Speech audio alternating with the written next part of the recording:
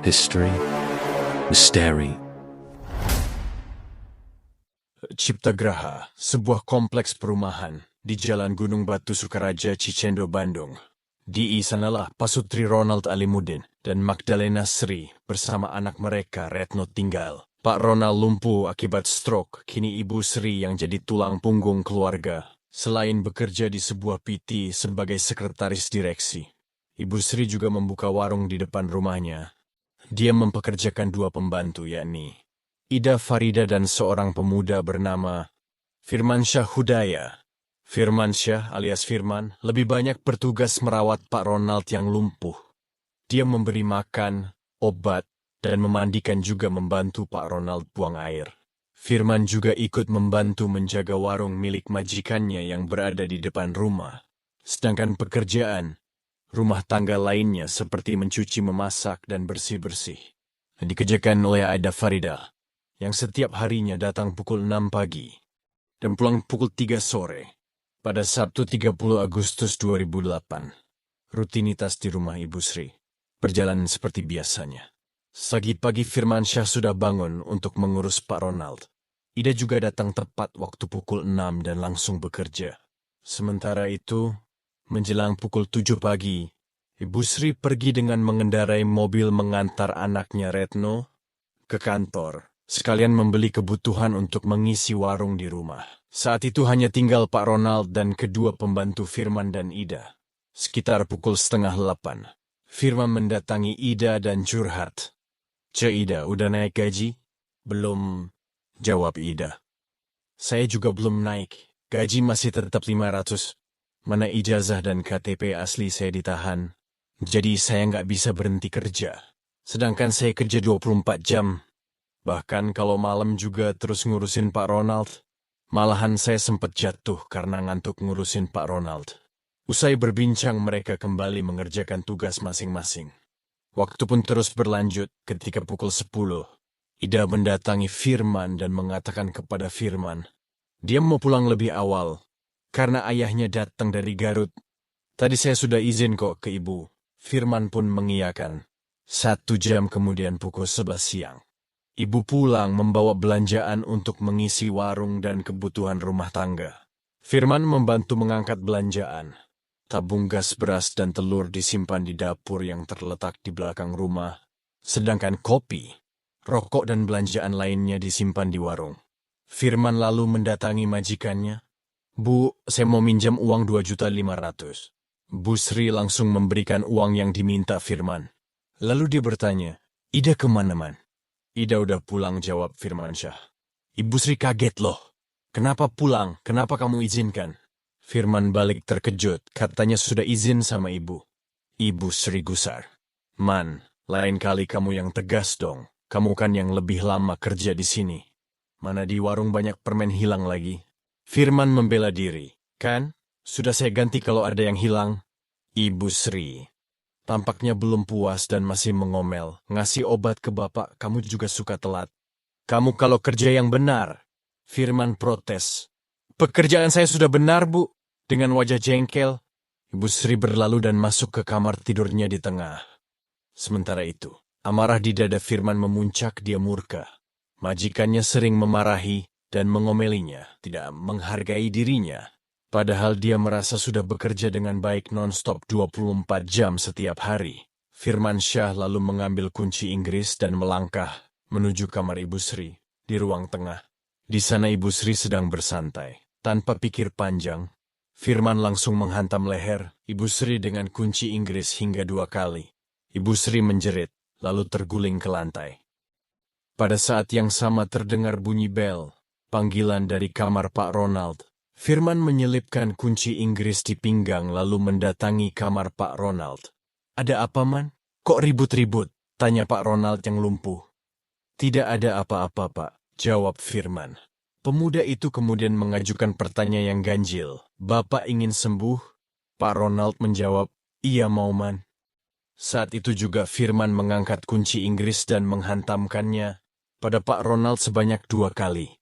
Pak Ronald pun tak berdaya. Firman segera menyeret pria itu ke kamar mandi.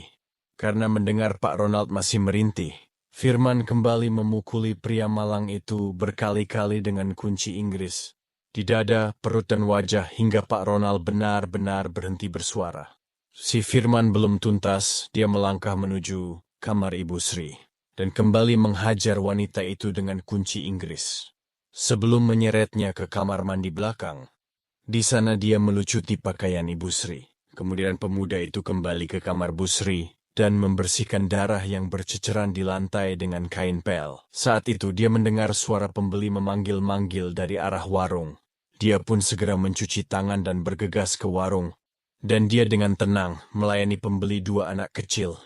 Setelah itu, Firman menuju dapur mengambil pisau pemotong daging dan memakainya untuk memotong kepala Bu Sri hingga putus di kamar mandi. Tiba-tiba Firman kembali mendengar pembeli memanggil-manggil. Dia segera mencuci tangan, lalu bergegas ke warung, dan dengan tenang melayani Alvan, si pembeli yang dikenalnya. Alvan membeli 2 bungkus kacang sukro. Mau nggak? Alvan menawarkan kacang pada Firman. Firman menolak dan Alvan pun pergi. Firman menuju dapur mengambil panci, lalu membawanya ke kamar mandi belakang. Di sana dia menaruh kepala Bu Sri di dalam panci, lalu kembali ke dapur dan merebus kepala itu. Selagi menunggu rebusan, Firman kembali ke kamar mandi belakang dan memutilasi badan Bu Sri. Lalu memasukkan potongan-potongan daging ke dalam ember. Firman pun kecapean. Keringat membanjiri tubuhnya, dia mencuci tangan, lalu mengambil handuk untuk mengelap keringatnya. Saat itu ada pembeli memanggil dari warung. Dengan tenang, Firman melayani Wawa, si pembeli rokok. 3 batang man, kata Wawa pada Firman. Lalu mengajaknya mengobrol, tapi Firman bilang, saya lagi sibuk, Wah. Firman bergegas kembali ke kamar mandi belakang dan melanjutkan aksinya memutilasi jasad Bu Sri. Lagi-lagi dia dengar suara anak kecil memanggil-manggil dari arah warung. Firman kembali mencuci tangan, lalu bergegas ke warung melayani pembeli 2 anak kecil yang membeli air mineral.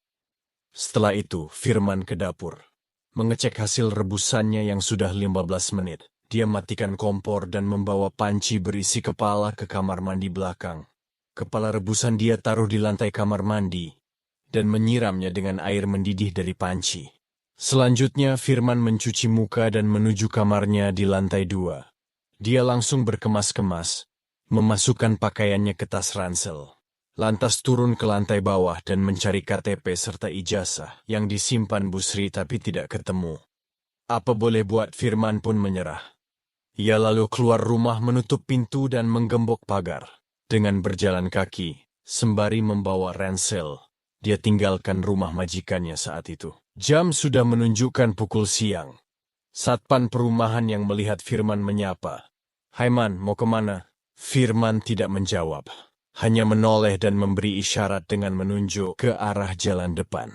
Sore yang mencekam. Ketika pukul 6 sore, Retno, anak Ibu Sri dan Pak Ronald pulang kerja. Dia heran melihat pagar digembok. Retno memanggil-manggil ibunya, juga memanggil-manggil Firman pembantu, tapi tidak ada jawaban. Karena khawatir dan curiga terjadi sesuatu yang buruk, Retno minta bantuan Satpam dan warga. Kemudian dengan menggunakan linggis, Satpam dibantu warga lainnya berhasil membuka gembok pagar, lalu masuk ke dalam rumah. Sementara itu, Retno yang cemas diminta menunggu di luar saja. Ruangan tampak normal dan bersih. Tapi saat memeriksa lebih lanjut, mereka syok menemukan jasad Pak Ronald bersimbah darah di kamar mandi depan. Dan kembali syok ketika melihat jasad Bu Sri, dengan kepala yang sudah terpisah dengan tubuhnya, yang terpotong-potong berada di kamar mandi belakang.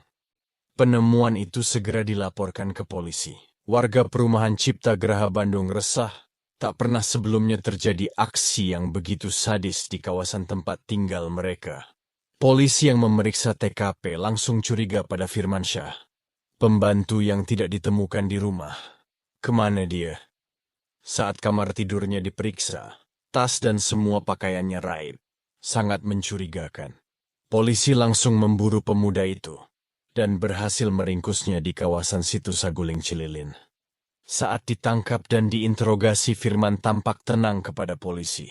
Pemuda itu mengaku Dialah pembunuhan kedua majikannya. Tapi mengapa dia melakukannya? Begini ceritanya. Firman Syah Hudaya alias Firman, anak sulung dari 3 bersaudara. Dia lahir di Bandung bulan Agustus 1985, pendidikan terakhir STM. Sebenarnya, Firman ingin bekerja sesuai dengan pendidikannya. Tapi kenyataannya, setelah lulus STM, dia gagal mendapatkan pekerjaan yang sesuai. Apa boleh buat? Pada bulan Oktober 2007, dia pun menerima pekerjaan sebagai pembantu di rumah Ibu Sri. Meskipun sebenarnya dia tidak suka pada pekerjaannya itu. Pekerjaannya lebih banyak merawat Pak Ronald, suami Bu Sri yang lumpuh akibat stroke. Hubungan Firman dengan Pak Ronald baik, bahkan seperti soulmate. Sebaliknya dia tidak suka dengan Ibu Sri. Firman jengkel. Sebab menurutnya pekerjaannya berat tapi gaji kecil. Saat itu, tahun 2008 dan Ibu Sri menggajinya 500.000 per bulan. Menurut Firman, Ibu Sri pelit dan kerap memberinya makan nasi sisa dan nasi basi. Tapi meski Bu Sri pelit, menurut Firman, wanita itu kerap memberikan pinjaman uang kepadanya selama setahun bekerja. Menurut Firman, dia sering dimarahi dan diomeli Ibu Sri yang menganggap kinerjanya merawat Pak Ronald dan menjaga warung kurang baik. Tapi Firman juga mengaku terkadang dia lalai mencatat pembelian di warung. Pada hari kejadian, Sabtu 10 Agustus 2008, Ibu Sri kembali memarahi dan mengomelinya. Saat itulah amarah yang selama ini dipendam Firman meledak. Awalnya, dia hendak memperbaiki pompa air dengan kunci Inggris, namun karena teringat omelan dan amarah Bu Sri, kemudian dia menggunakan kunci Inggris itu untuk membantai Ibu Sri. Lalu mengapa Firman juga tega membunuh Pak Ronald, yang dianggapnya sebagai soulmate-nya? Apakah karena takut ketahuan? Sebab saksi satu-satunya di rumah saat itu adalah Pak Ronald. Firman membantah. Dia bilang, alasannya membunuh Pak Ronald karena saya khawatir. Nanti kalau saya tidak ada lagi, siapa yang akan merawat Pak Ronald? Jadi menurutnya Pak Ronald lebih baik ikut dibunuh. Firman juga mengatakan, di sela-sela melakukan pembantaian dan mutilasi, dia tetap melayani para pembeli di warung. Firman bilang dirinya melakukan mutilasi dan merebus kepala, karena ingin menghilangkan jejak walaupun pada akhirnya, semuanya dia tinggalkan begitu saja. Lalu kabur ke rumah orang tuanya di daerah Babakan Sari Batu Jajar, dan lanjut ke rumah saudaranya di Cililin. Hingga di sanalah akhirnya dia diringkus polisi. Pemakaman Pasutri Ronald Alimudin yang berusia 60 tahun, dan Magdalena Srina Tengsih yang berusia 45. Di TPU Kerkov Cimahi, dihadiri ratusan orang, termasuk keluarga, kolega, teman, dan tetangga. Pasutri tersebut dimakamkan dalam satu liang lahat. Sang anak Retno yang berusia 21 tahun, terus-menerus menangis dan duduk tidak kuat menahan duka. Tangga mengatakan, Pasutri Sri dan Ronald orang baik. Bu Sri ramah dan sering bersosialisasi dengan tetangga. Sedangkan Pak Ronald memang jarang keluar rumah karena lumpuh akibat stroke. Kepada media Pahala, seorang rekan kerja Ibu Sri berkata, hampir setiap hari saya ngobrol dengan Ibu Sri. Karena meja kami berdekatan. Dan Ibu Sri sering bercerita dan memuji pembantunya Firman. Menurut Ibu Sri, Firman pekerja yang baik, penurut dan tidak pernah melawan jika dimarahi.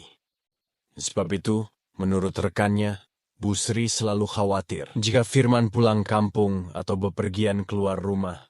Ibu Sri takut jika Firman pulang kampung. Takut nggak balik lagi menurut rekannya. Terakhir saya ketemu Ibu Sri hari Jumat, sehari sebelum kejadian. Saat itu Bu Sri terlihat kesal karena mendengar harga LPG yang saya beli lebih murah dibandingkan dia. Ibu Sri beli 77.000 untuk gas LPG 12 kilo. Dan saya beli 76.000. Dia pun langsung menelpon agen LPG untuk menanyakan. Sidang perdana kasus pembunuhan Pasutri Ronald dan Sri digelar pada November 2008 di Pengadilan Negeri Bandung. Jaksa Penuntut Umum atau JPU mendakwa Firman Syah dengan pasal 340 pembunuhan berencana dan menuntut hukuman penjara seumur hidup. JPU menilai Firman telah melakukan aksi yang sangat sadis membunuh dan memutilasi majikannya. Di persidangan saksi-saksi dihadirkan. Ida Farida, pembantu yang juga bekerja di rumah Ibu Sri, mengatakan majikannya baik kepada dirinya dan Firman. Dia tidak menyangka Firman melakukan tindakan sadis itu. Para tetangga juga memberi kesaksian dan tidak menyangka Firman tega melakukan aksi sadis itu, sebab selama ini mereka menilai Firman pemuda yang baik, sopan dan suka mengaji. Tapi ada tetangga yang mengatakan, memang Firman pernah mengeluh bekerja 24 jam dan merasa tidak dihargai majikan. Para pembeli yang datang ke warung saat kejadian pembunuhan dan mutilasi itu bersaksi, Firman melayani mereka dengan tenang dan wajar. Tidak ada tanda-tanda dia gelisah, gugup atau panik karena baru saja melakukan aksi keji. Ternyata, Firman sudah punya pacar Rosiana yang turut bersaksi di persidangan. Rosiana mengaku mengenal Firman setahun lalu saat mereka sama-sama jadi pembantu di kompleks perumahan Cipta Geraha. Mereka berpacaran sudah 5 bulan dan rutin telepon-teleponan. Setiap hari bisa sampai 5 kali. Menurut Rosiana, selama pacaran Firmansyah nggak pernah ngomong kasar. Termasuk orang baiklah. Dia sopan santun jujur dan rajin sholat 5 waktu. Firman juga pernah cerita, dia suka ngaji jika penyakit majikannya kambuh. Rosiana mengatakan, Firman pernah bilang dirinya tidak betah lagi bekerja pada Ibu Sri. Alasannya gajinya kecil dan kerjanya siang malam tidak berhenti. 2 hari sebelum kejadian. Menurut Rosiana, dirinya tidak ada kontak sama sekali dengan Firman. Padahal biasanya Firman selalu meneleponnya berkali-kali setiap hari. Kepada media, Rosiana juga mengaku syok ketika mendengar Firman membunuh kedua majikannya karena selama ini setahunya Firman baik dan taat beribadah. Hingga saat ini kami masih berpacaran. Saya kasihan melihat dia tidak tega. Biar saat ini buruk, tapi saya tetap menyimpan hati saya untuk dia. Padahal kita ada rencana nikah tahun 2009. Namun setelah seperti ini, kayaknya sulit untuk terwujud. Saya berharap Firman diberikan keringanan hukuman. Namun, tampaknya harapan Rosiana tentang keringanan hukuman bagi pacarnya harus pupus. Sebab majelis hakim menyatakan, perbuatan Firman tergolong sadis. Karena memutilasi korban lalu merebus kepalanya. Firman adalah pembunuh berdarah dingin. Sebab, saat membunuh dia masih bisa dengan tenang melayani pembeli di warung. Majelis hakim menyatakan, tidak ada hal-hal yang bisa meringankan. Firmansyah Hudaya dijatuhi hukuman seumur hidup sesuai dengan tuntutan JPU. Mendengar vonis tersebut, Firmansyah terkejut. Kuasa hukumnya juga tidak terima. Sebab menurutnya seharusnya Firman didakwa pasal 338 tentang pembunuhan.